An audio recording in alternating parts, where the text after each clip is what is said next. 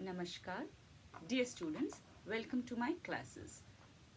Today we will discuss about the topic control and coordination.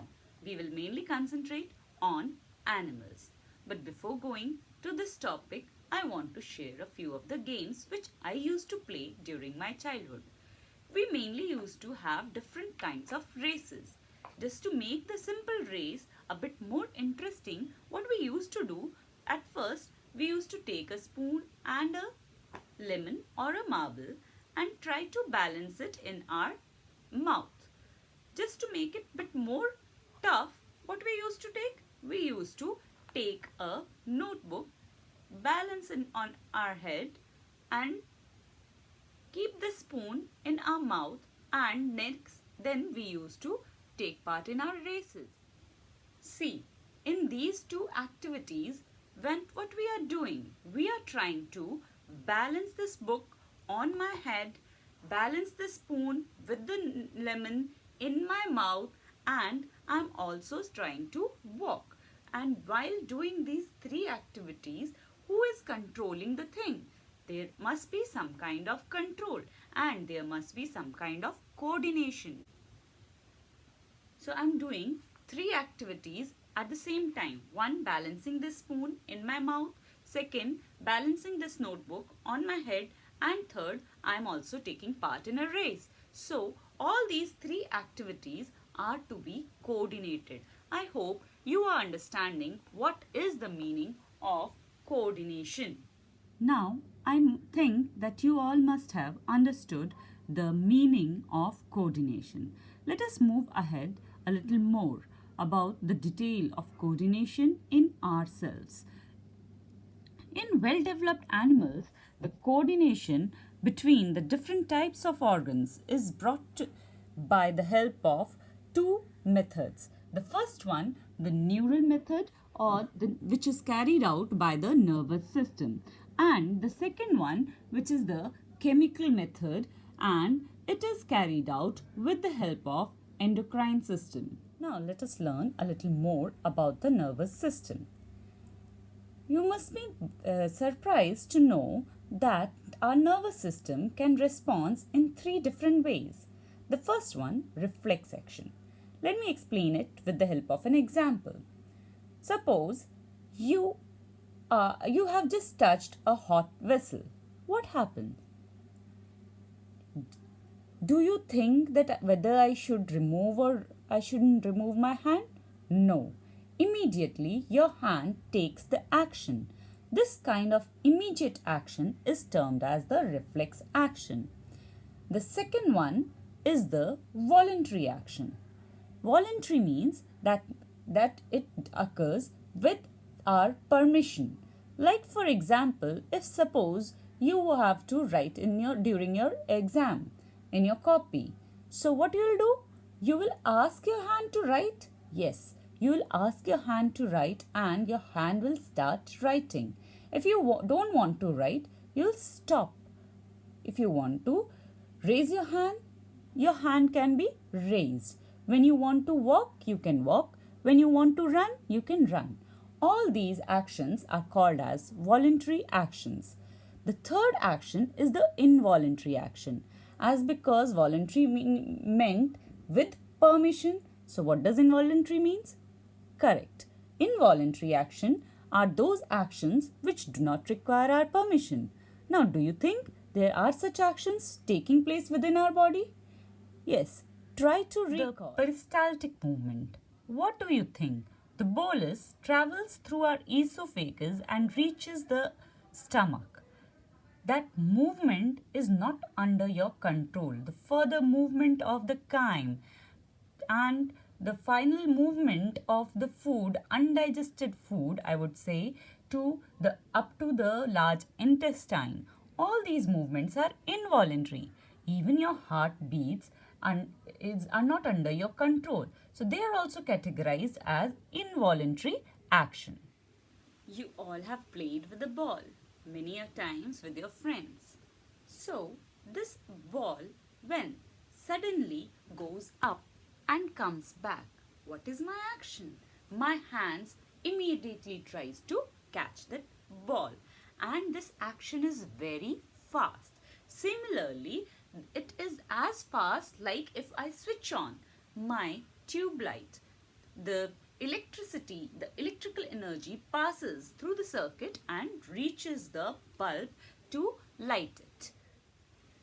So, what have you learned from this activity with the ball? Yes, you have learned that the nervous system is extremely fast in transmitting the messages. How does it transmits the messages? The nervous system uses electrical impulses to transmit the messages. There is one more thing to be observed with the help of this ball. Yes, when someone is throwing this ball towards me, my eyes are able to see the ball. These eyes are one of the sense organ. You must be knowing that there are total of 5 sense organs. Try to recall them. Now, my eyes have sensed that the ball is approaching towards me, but my eyes cannot catch that ball. So, who is catching the ball?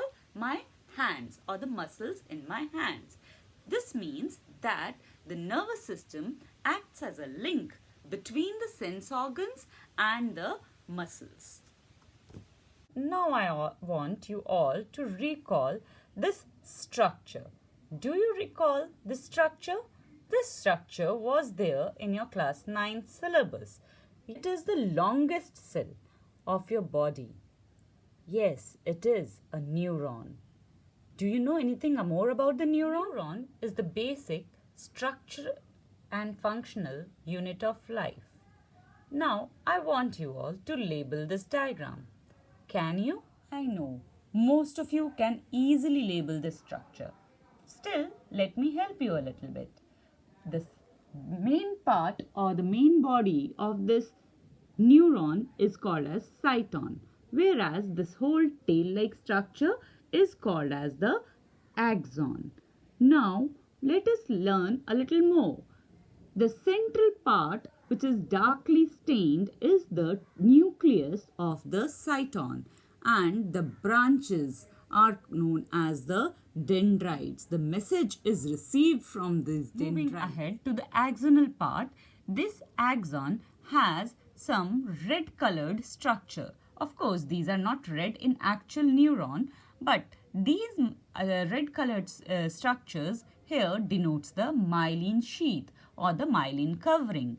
These sheaths act as insulators and such neurons are termed as myelinated neurons. There are neurons which don't have these myelins. They also are present. Now, in between these myelin sheath, there are some gaps. Those gaps are called as the nodes of Ranvier. And this axon ends into the structure called as the terminal knobs. Now you can have a look on this structure which has been labeled for you. The whole neuron is divided into two parts, cyton and axon. In the cyton, centrally there is a dark stained structure called as the nucleus. There are branch structures called as the dendrites. In the tail part or the axon part, there are certain sheath-like structure which is called as the myelin sheath, and the areas where the myelin sheath is not present are called as a node of Ranvier. And finally, at the end, they have the terminal ends. Now, the question arises, how do these neurons do their work? Who guides them? So, let us learn a little more about the nervous system. The nervous system is broadly classified as central nervous system, peripheral nervous system and autonomic nervous system. The central nervous system constitutes of two main parts, that is the brain and the spinal cord. You all know where the brain and the spinal cord are located. Next one, moving ahead, is the peripheral nervous system. It further constitutes again of two main parts, that is the cranial nerves and the spinal nerves. Cranial nerves are the nerves which are arising from the brain, and spinal nerves are the nerves which are arising from the spinal cord. The third part of the nervous system is called as the autonomic nervous system. Autonomic. Auto means by itself. Yes, it is not under your control or is involuntary in nature. So, the autonomic nervous system is acting by two further divisions. First one, the sympathetic, and second one, parasympathetic. Let us understand the two parts of the autonomic system in a little detailed manner. Suppose you have to catch a train and you are late. What happens? You are running, you are rushing towards your platform. If the train has been announced and you come to know that there's a lot of rush on the way, you are very nervous. And in that nervousness, what happens? Your heartbeat increases and you may feel sweating. You may feel many other things. These are the situations which arise due to the emergency condition. During such condition, the sympathetic nervous system starts its action. That means during the emergency condition, the sympathetic nervous system of the autonomic nervous system comes in action.